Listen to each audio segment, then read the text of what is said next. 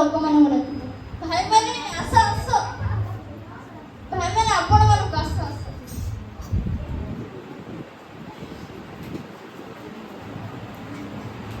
ଭାଇମାନେ ଆମର ତ ଗୋଟେ ଭାଷା, ଗୋଟେ ଆଚରଣ, ଚାଲ ମିଳିମିଶି ଦେଶର ବାସ କରିବା।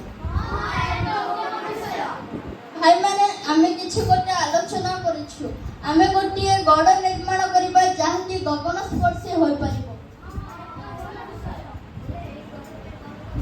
ପ୍ରଥମେ ଇଟା ବନେଇକି ପୋଡ଼ିବା, ମାଟିଆ ତେଲକୁ ଚୂନ ରୂପେ ବ୍ୟବହାର କରିବା ଆଉ ଏଭଳି ଏକ ଗଡ଼ ନିର୍ମାଣ କରିବା ଯେଉଁ ଗଡ଼ ଦ୍ୱାରା ଆମ୍ଭ ନାମ ପୃଥିବୀରେ ବିଖ୍ୟାତ ହେବ।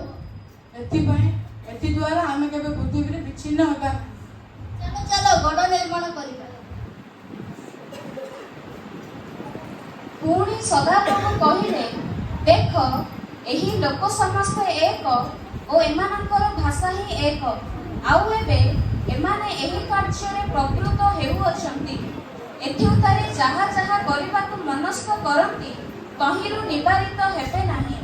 ଏଥିପାଇଁ ସେମାନେ ଯେପରି ପରସ୍ପର ଭାଷା ବୁଝି ନ ପାରନ୍ତି, ଏଥିପାଇଁ ଆସ ଆମ୍ଭେମାନେ ଓହ୍ଲାଇ ଯାଇ ସେହି ସ୍ଥାନରେ ସେମାନଙ୍କ ଭାଷାର ଭେଦ ଜଣାଉ।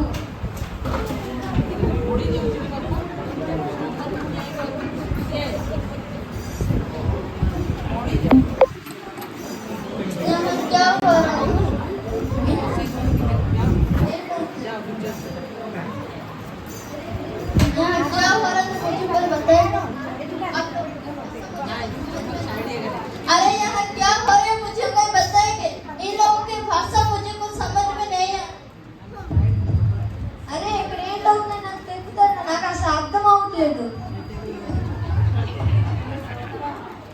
What telling that I can't understand? Anyone can understand their words. Actually କଣ କହୁଛନ୍ତି ମତେ କିଛି ବୁଝା ପଡୁନି.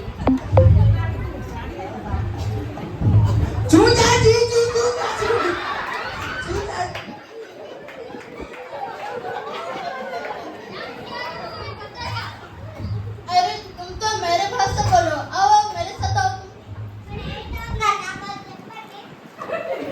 అరే నువ్వు తో నా భాషలో మాట్లాడదా?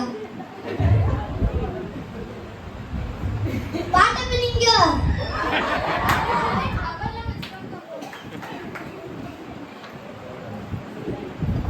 ଏଠି କଣ ଅଛି କି ମତେ କହିବା?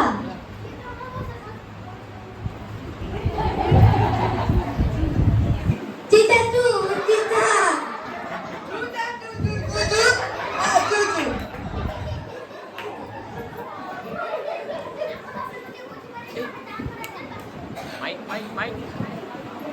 जो कोई हमारी भाषा समझ सकता है, हम उसके साथ निवास करेंगे।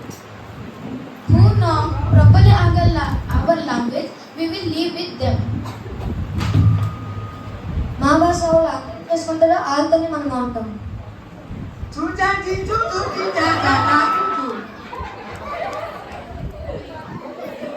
ଏହିପରି ଭାବରେ ଭାଷାର ପ୍ରଭେଦ ହେବାରୁ ବାବିଲ ଗଡ଼ ନିର୍ମାଣ ହୋଇପାରିଲା ନାହିଁ।